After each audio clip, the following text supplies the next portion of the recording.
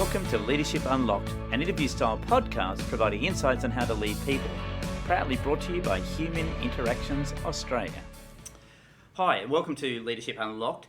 We're at episode 14, which is extremely exciting. And today I'm interviewing two gentlemen. I'm interviewing Henning Harders from Henning Harders, and I'm also interviewing John Saunders from Warren Saunders & Co. So, an associate, sorry. So, welcome guys. Thanks for taking your time to share some stuff on leadership today. Thanks very much, Croc. Awesome. Nice to be here. So, let's hear a little bit about both businesses. You've both family businesses. You've been in business for some time. Yep. I know a bit of the history, of course, but Yep. John, do you want to start? Yeah, my business started in 1961 by my father, Warren, and we still have that name in the title, Warren Saunders Insurance Brokers, which is nice. He's still alive at 88 years of age. Wow. And still relatively active, however hasn't been involved in the business for 17 odd years. We are an insurance broking business based in Kirrawee as head office. We've got an office in Chatswood and in Wollongong. We employ 50 staff. Wow. Our focus is, as the name suggests, insurance broking in the general space, so we do all types of clients across Australia in their general insurance needs, provide risk management advice. We also have a workers' compensation consultation arm, which provides valued workers' comp service to an array of listed companies. And in addition to that, we also have a investigation arm, which do factual and surveillance investigations. Right, awesome. So it's quite... It's quite diverse. Yeah, it is. Yeah, we try and cover all areas, and hopefully we cover all facets of insurance. Yeah, fantastic. Yeah. Thanks, John. Christian, tell us a little bit about Henning Harders. Yes, we're not quite as old as 60 years. Congratulations on that, John. We are 35 years old this year. We are an international freight forwarder and customs broker, which of course, living on an island that Australia is a good job and a good career to be in. We've got 130 staff with 7 locations around Australia and New Zealand. Our focus and the point of difference is that everything that we do compared to our competition is focused around Australia and New Zealand. Our clients are logically in Australia and New Zealand, so we are not guided and don't have to adhere to international guidelines to get our jobs done. Unfortunately, our industry, the locally owned competitors have, over the many years and decades have been slowly been selling out and been closing. So It's a little bit unique to be Australian owned and family owned, and I think that's our point of difference. The other one is the training program. Our industry does not train very well. Customs brokerage is a very well trained thing. Logistics, distribution, warehousing is very well trained in Australia, but the art of freight forwarding, international logistics, is not. You cannot learn it. So you have to have your internal programs, which we have developed over time, and that's one of our benefits. Fantastic. Yeah. Fantastic. So you both have mentioned obviously fairly old businesses, so you don't look that old, guys. Thank you. Pay me later. You're not looking John. from this side. You can pay me later, John. So Dad started it. Dad started it. Your dad started it as Yep. well, Christian. Yep. And I haven't met Warren, but I've met your father, who was an amazing man. So what are some of the things that you've learnt from him or them around leadership? Yeah. From my point, I think there's 2 things to me that stand out. Make sure you've got a great team of people. Yeah. And really look after those people. So that's probably the one key factor that we've had right through: a great staff, great team, great culture. And I think the other crucial point is to stick to your knitting, which is his old saying, but if you do something really well, continue to do it. Yeah. You can obviously move around that, but if you stick to the core of what you do, I think that is a good breeding ground for success. Nice. How about you, Christian? There's a couple of things there. As a person, Henning was a gentleman, and looking back over having worked with my father since I was 22 years old, 23 years old, to look back on some of the things he let me do, knowing he must have known at that stage that was going to cost money or not going right. But yet he had the patience and the foresight to say that is something that's not going to hurt us, and Christian will have to make that mistake to learn from it. has always taken me back. And from that, it's just that patience and the real mentorship to get you in the right place. It was also very much leading by doing rather than talking. It was a good thing. And I think you have to be genuine and you have to be passionate. And if you haven't got the genuine love for the people, or you haven't got the genuine love for your job, or passionate about it, and trying to achieve something for your client or your staff, and one of our values is mutual success, and that goes right across everyone we get involved with, I think then you will not be a good leader. Yeah. If you don't believe it, you can't sell it to someone else. Yeah, you're right. So people don't know that when you hire them, or when you're going through a hiring process, and we're starting to see this whole information being thrown around about the Great Resignation at the moment. So how are you attracting staff, and how are you keeping the staff? You're saying people are most important? Yeah, we're actually finding at the moment it's hard to get staff. Yeah. I've heard this Great Resignation coming. To be honest, I don't quite understand it. I don't. It doesn't quite seem logical to me. There's no logic in it. In its time of COVID, how are people deciding that they will leave their job? And who pays their mortgages and etc. Yeah, intriguing. Right? But we are finding at the moment that it's hard to get, and I hear that from a lot of other people in various industries, that they're struggling to get staff. When we do get staff, we think we look after them pretty well. You have to be flexible. Yeah. Obviously, working from home now is a massive piece to the pie. That said, we also are very much a service industry. We have a lot of passive learning in our organisation, so we really like the staff to be around us, and we find being in the office is a big part of that. However, contrary to that, we also are trying to be flexible.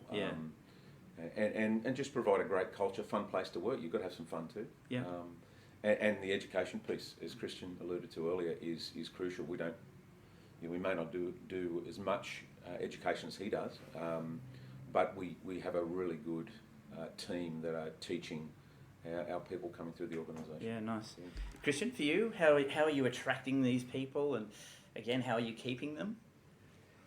Yes, the Great Resignation, and of course right now the Treasurer running around telling everyone now's your chance to get a better paid job, because we're down at an unemployment rate of, I think now below 4%. Yeah. That also, yes, of course we have to hang on to our people, but again, then it comes down to the values that you have and the mutual success. What do I want as an owner of a business, or a boss, so to speak, for myself and my family, and the future, 20 years to come in the business, that I'll be still with it, and what do I want for my staff? And I think I want everyone equally to share in the success. So we do have a scheme where we share the good times, also on a monetary basis with our staff, but all the same we try to not. We have to talk about their salaries. People, it is getting more expensive. Everything is getting more expensive. Fill up your car with petrol this morning. It's more expensive than it was last week. $2 So I understand that. I understand that, and you have to understand. And you have to share that. It's not about one person getting rich on everyone else. I think when people realize, when you communicate and talk to your staff, and with 130 people, we're not that big, you can still have an individual communication, and they understand where you're at, and you share the figures, and you make them understand before you make yourself understood. I think it's very important. They see that you do care. And how are you doing that currently? And again, I don't want to harp on the COVID piece, but it's having a major effect. Gosh, I haven't been in your office for a while, Christian, and I walk in here and it's wow. Yeah, it's empty. It's empty, and because of COVID. How are you managing to have those conversations with people when they're not in the office? How do you manage this flexibility that people are asking for? Well, we have, we obviously use Teams, and our managers are really good in keeping in touch with our staff. Funny enough, we do see, since the last lockdown, we've actually seen staff gradually just coming back into the office. Because I think they like that separation, a lot of them, from home to work. However, some really like that style. So we've, as I said, we've got to be flexible with that. I think it also forced us old people, John, myself, the generation, to take a leap of trust. Yes. This COVID thing hasn't been all bad because we did have the tools. The Teams and Zoom and all the things I could never log into before, all of a sudden I can do them. And full credit to every one of our team members, we didn't fall down once. And now it's a beautiful thing. It's people can come back, and these days, this day and age, everyone grows up where both mum and dad work, which means the workplace has to change a little bit. I grew up, I was lucky, my mum was at home. These days, financially, it's no longer viable to buy a house and pay off a house in Australia and not have both people working. So this is wonderful. When I can help, or we can as a business help with the right tools, that we can move forward that much and still have the support through all the IT and software that we have, to now offer people that they come in 3 days. It is vitally important that we stay together as a team. The culture is how we interact with each other. And you have to know each other. And it's very difficult working out the rosters and that everybody at some stage meets everyone and interacts with everyone in the business. But then to be able to say, hang on a second, you only will be here physically 3 days a week, and this will be varying days. I think it's terrific, and that works both ways, because next time we're in the city, it's expensive. Next time we have to employ, we don't actually need more space in the building. We can have now more people. So it's mutual success. Both people win. And I am the first to say, I want to see my people here and what are people doing. But no one. We have done much more work, and no one has let us down. They're a terrific bunch of people, and you can rely on them. That's what you want, isn't it? You want and we've seen the same, and it hasn't affected our turnover. It's been quite solid, and I think Christian would say the same. Logistics is crazy at the moment. Our staff has been putting up with enormous things. We had to go back the other way. You had to ring up people and say, you are not supposed to be on your emails or in the system at 11 o'clock at night time. Log off now. Wow. This is a marathon, not a sprint. I don't want anything to happen to you. That's and that's genuine. And when we're not all back here now, and only because Mr. Perrottet thinks we can all be back here now, then it's just because we want to keep people safe. There's still a risk out there. Yes, the risk is much smaller, and the people that are getting sick aren't getting, hopefully, and usually not life-threatening sick, but we're still reluctant. But we will, in the next couple of weeks, we're making the plan now. We will be coming back, and people want to come back. I think people do, and I think it's nice to see people, and they look forward to seeing. Well, we're social beings. Humans are social. So, I think the 3 day a week type feel could be the way of the future in many ways, because you do get that element of being on your own, do what you want to do. You get sick of your partner at home, so then you come into work and hang out with people in a social environment, right? And it's celebrating their success together too. Absolutely. It's nice, we have communication meetings. Just for the record, John and I do not want to underwrite the comment that we get sick at home with our partners. Okay, just our wives might be listening to this. They're not going to happen. Maybe I'll get in trouble for that one. Actually, more likely, Janelle will be on to me on that one, as you guys know.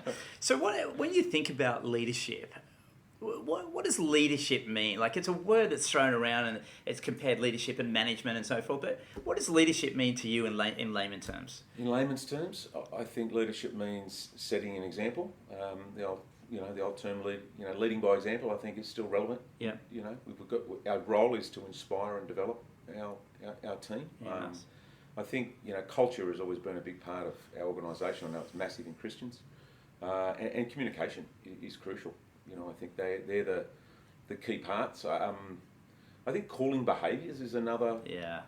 It was something that I haven't been great at, I've got to admit, and I think I've improved that at the last few years. That having those respectful conversations, but actually getting it out on the table, it has certainly improved communications with our management team. Yeah, absolutely. I talk, even at the kids level, I'm trying to teach them this, that there's conversations you need to have, and if you use things like I statements, it means you're just owning where you're at. You're not accusing anybody. Yeah. Try and have those conversations as tough as they can be. It's an important lesson to learn. Yeah, I think so. Yeah. Christian, for you, what's leadership? What does that mean to you?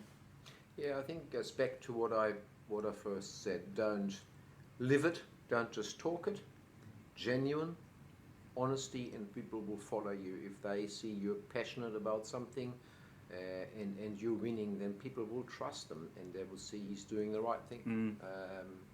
It is, enabling is a big thing, and as you get older that gets easier because we've got so many young people, and every single one of 130 people, 129 know more than me. No, it's at that stage, but that's come from somewhere, and I'm happy for that. I hope they all know much more than me. And that's, yes, enabling, leading, letting them grow, letting them make mistakes. I think you touched on something earlier that's important, is passion. And I think I see when I'm sort of with Christian a lot, that he's very passionate about his business and life in general. But I'm passionate about my business too, and I think that just feeds across your staff without you really knowing that it's doing that, because they see your hands on, they see that you actually are really focused on the business, and I think that's inspirational for the staff. Yeah, right. And you've got to be passionate, not just about the business, because a business can be anything, and that's business is making money. But you've got to be actually passionate about what you do. And you do a great job. You give me the right policy, so when one day something horrible happens, you know I've got the right cover, so I'm not left there with some silly clause which will not get me payout. Yep. And you look after us with our cyber insurance, and we were not left hanging. It was terrific. It is just fantastic. And the same thing for us. Yes, of course, we make money in moving things from left to right, but to get something and to do it and to beat other people and have different ways of doing it, that is absolutely satisfying. We don't take a piece of timber and make a beautiful piece of art out of it, but we're equally as passionate about what we move around. There is an art to it. And it's same as yours. Yeah, exactly right. Yeah. People don't see it. My observation of you, I've known you for a long time, Christian, is around not only just the passion of left to right movement, it's about thinking differently for the customer. You're really always thinking about, okay, you want X and you want Y, but if you did Z, you could achieve X and Y and get this on top of it. And I think that skill and that ability and that leadership view is incredibly important. I want to ask you, I noticed on your email yesterday, you've changed your title to Exec Chairman, I think I saw. So what does that mean in a leadership perspective? Are you out of the day-to-day more than where you were? Because I can't imagine that you being out of the day-to-day too much, but... I am out of the day-to-day. Right. And it's also leadership. We didn't go outside the organisation to employ a CEO. It's also about leadership and succession about the next plan, because both my sons are now in the business and have been for the last couple of years. And I think it's good that they were outside the business. Now they've come back inside the business and got skills. Now they have to learn here and work here and be on the executive management team. And I think it is good that they've got a separate CEO, where I still do in the business. I'm still doing the leading in that sense, because the CEO and I talk every day about what's going on in his head and in my head, and the development, and he knows that the plan is to develop the family to be responsible business owners in the long run. So the role hasn't changed. There's always been people who do various things. Yeah. So the leadership is still, but the leadership is not a single thing. Leadership is together. I learn as much, and it blows me away. I learn as much from the people that I'm trying to lead. Surprise would be the wrong thing to say, but it blows me away what wisdom can come from people and how much I learn from that. And that's what I want to hear. So you've got a leadership team? Yes. Of how many? We've got an executive management team of 7 people, of which I have been asked not to take part anymore. So, because I'm not the management team, I'm executive chair. Wow. For one of the better words. So, and that's working very well, and they're changing things in their own way, and I would be sitting there and interfering. So that's, you got to let go as a leader sometimes a little bit too. So yes. Yeah. A little. I'm not nervous about that. I just had a little bit of a loss. What do I do today? How about you, John? What's the exec team set up for you guys? Well, funny enough, we've just changed ours. So we've got a management team. We had a management team of 3. Yes. And we've just extended that out at the start of this year to 6. 3 women have just joined existing 3 men. Yeah. And that wasn't done on the basis of the fact they're female. Sure. They earned the right and the best people for the job. So I'm looking forward to it. It's actually going to be interesting having 6 people on a management team. I suppose to a certain extent I'm a bit like Christian. I'm fairly dominant, and I've had to learn to quell that a little, that dominance to a certain extent. It's not easy, but now with 5 other opinions, it's I think it'll be good for the business. Yeah, absolutely. Particularly, particularly having a female viewpoint on things is really, really interesting. Yeah. But also, they're younger than me, and they've got a different approach on things. Yeah, I think that's a really interesting one. I know, we're not old, are we? Hopefully we're not old. You feel it. We're not old, but there is a different generation coming through, and they are thinking completely different. I know, we talked about this Great Resignation earlier, but one of the things that people are looking for is what are you doing from a corporate responsibility piece? What charities are you supporting? Yeah. Where does your product get made? Yeah. All of that is now becoming part of a person interviewing you. Yes. Funny enough, you mentioned the community. We had a young guy join our team who was big on community, and so we created our own community team within the staff, and that was the election of the staff, and they've done some great things. Yeah, wonderful. And that's not something I would have come up with. We have always given to charities, but now to have a community team within your own team is really, it's really nice. And because you've done some charity stuff as well, Christian. Yes. I know it's big in and I know you're quite humble around this too. So share what you want to share, of course. But for us, it wasn't about giving money away. Of course, there's lots of causes that need help and money, and they're all worthwhile. I haven't had a bad cause ever come to me. They're all terrific, so some people always miss out. But for us, it was also about educating our people, our team, the young part of our team, because you get given these youngsters between 18 and 22, and happiness is a new iPhone, and at night time that new iPhone is scratched or done or finished, and they don't realise just when they look around themselves how good they've got it. You've got something to eat, you've got hot and cold water, you've got the sunshine, you never go hungry, it's not a diseased place. We're so lucky. We tried to choose charities where people could take part, and even though that hasn't been as much as we have wanted to, we have had charities in a number of places in Timor, and we've had charities. I had a charity in Uganda, and we've actually been able to let people fly over there and take part in their life and install water tanks and all that sort of thing, that they come back and they just go, wow, iPhone is not happiness. I'm just lucky. I'm just lucky that I'm born in Australia or living in Australia. So again, it was a little bit about teaching and bringing and changing. But that's leadership, right? That's still leadership, I think. That's but it comes again from passion. I was passionate about this. I don't want to just give someone $50. Guys, you don't get it. Yeah. Look at this. Look how good we've got it.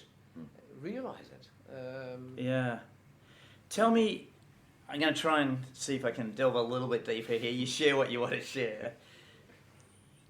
I don't think you're perfect, but don't take that personally. No, we know that. What are some of the things that you've done that if you were sharing it with your mates or even younger leaders coming through, even probably your sons, I guess, Christian, what are some things that you've done that you go, I wish I hadn't have done that, and I wish I'd done it differently?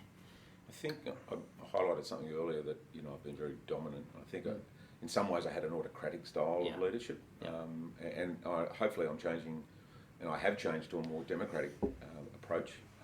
But I think in the past I've been probably guilty of showing that dominance too much. It's always good to have your opinion, and I think as a leader you have to have an opinion. Sure.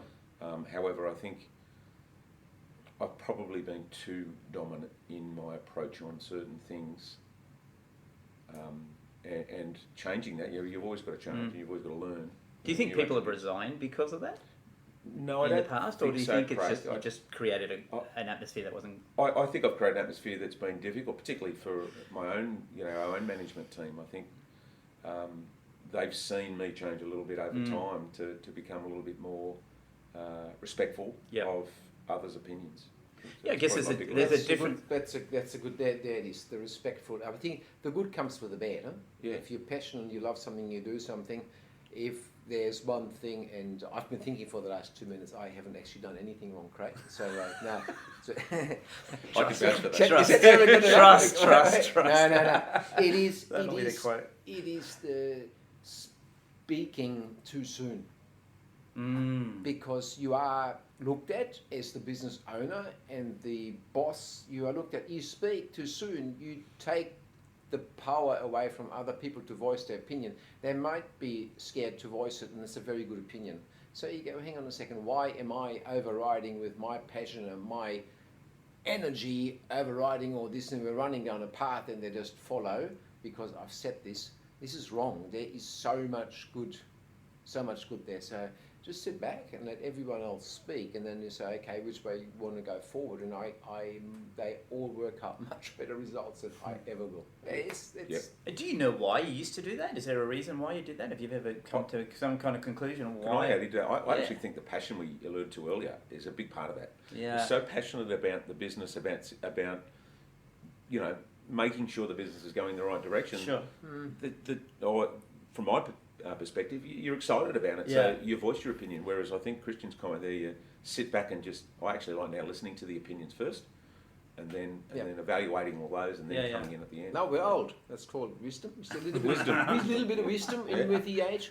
It can also come from having to prove yourself. It comes from the wrong field. When you think, I want to have the right answer.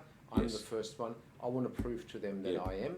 And I'm sure in my time there has been things when I had to just not build myself up to be there. And, it's like having your finger up first in the classroom and saying, right, I got the answer. It's not good. You realise that as you get older. And you go, this is not good. I think personally, I think you're spot on there.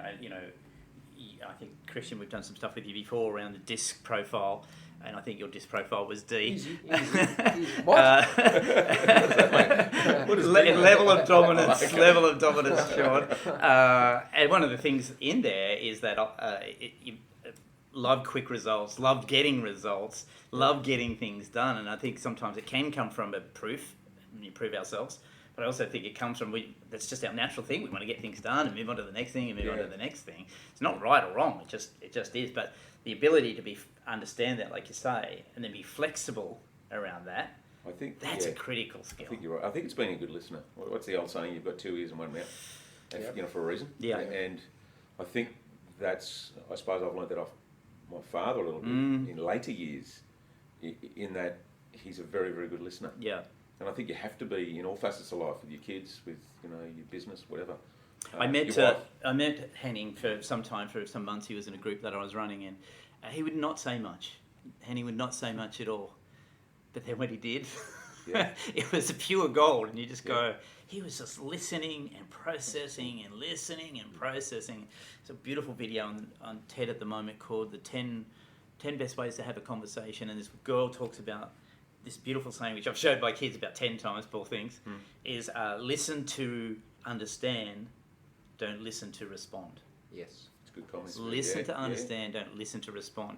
And we've watched that video over and over again, and often we'll say it to each other as a bit of a jibe, but it's quite interesting. Yeah.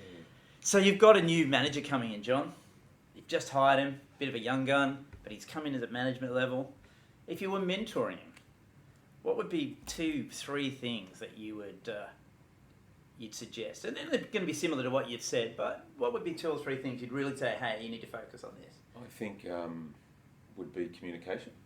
What does that mean? Communication's a weird one, because it's a word that gets used a lot, but what do you mean by communication? Sorry to interrupt, but... I mean by communication, you've got to have the ability to listen. Yeah. You've got to have the ability to talk respectfully to other people. You'll have your own opinions. And as a young manager coming in, he would have his own way of doing things. I think it's important to respect other people's opinions. As I said earlier, culture is crucial, I know, to both of our businesses. Yeah. And everyone talks about the word culture, and it's very hard to define. It is. But I think, you've got to create something in your business where people want to come to work or want to be involved with you. And I think the fun piece, the work piece, all goes in together. And I think, it's not being too gung-ho at the start. It would be the lessons Yeah, I'd nice. probably try and teach a young manager. Yeah, okay, cool. What have you told your boys over the years, Christian?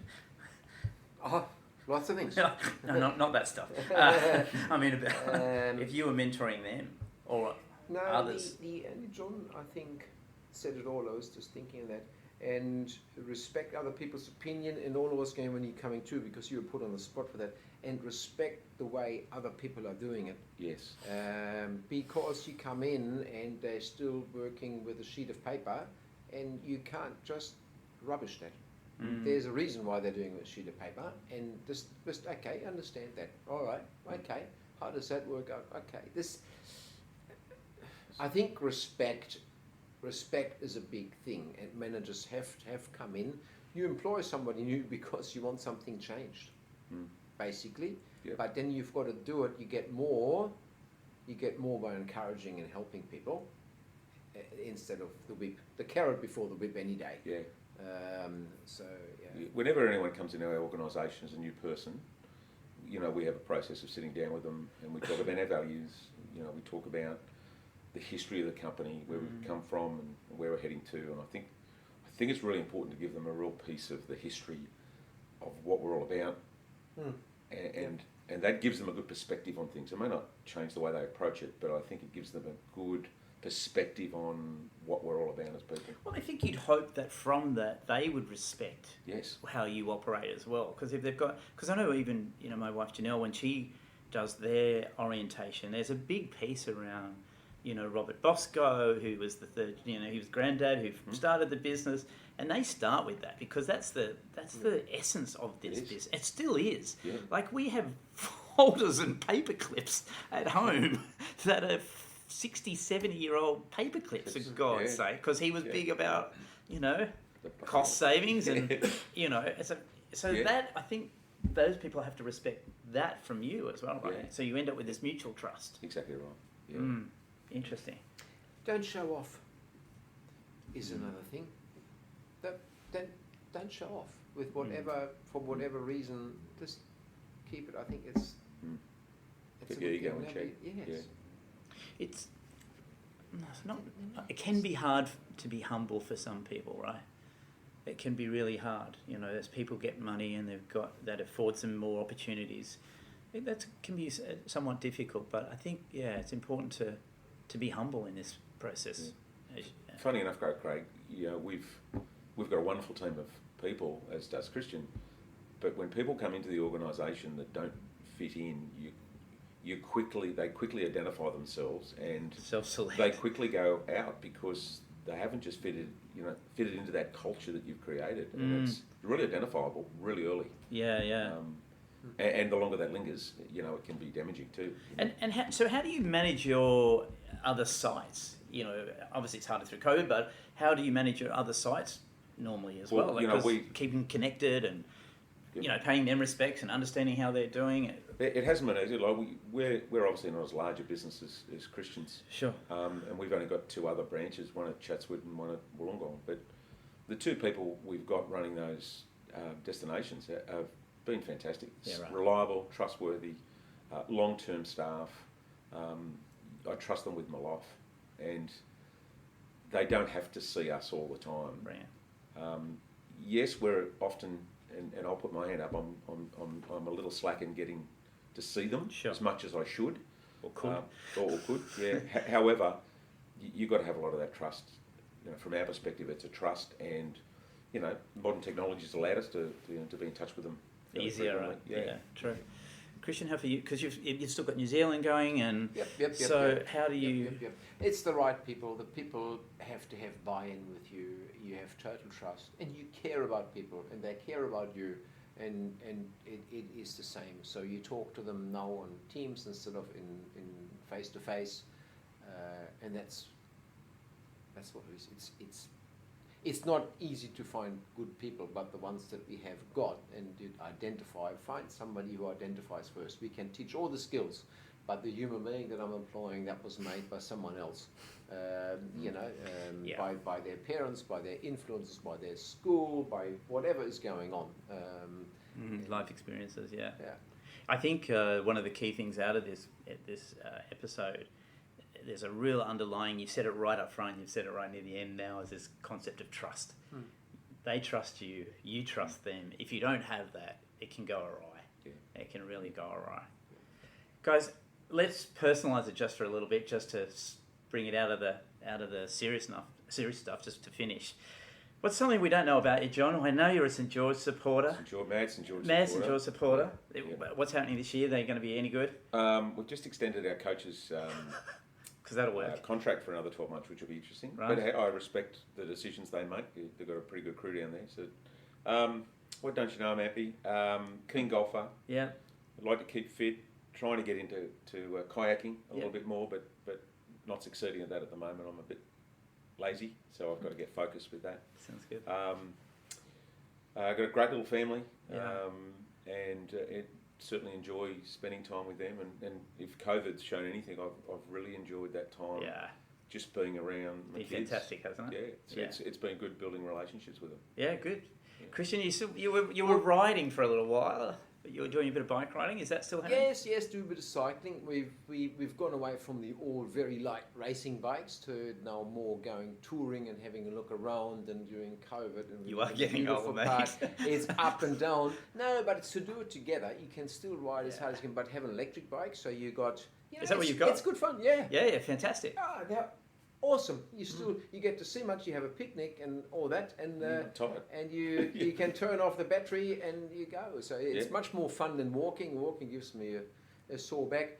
Whatever you don't know about me, I don't want you or anyone else to know. There's a good reason. There's the comment. There's a reason you don't know that. What you do know about me, I'm passionate for family. Yeah.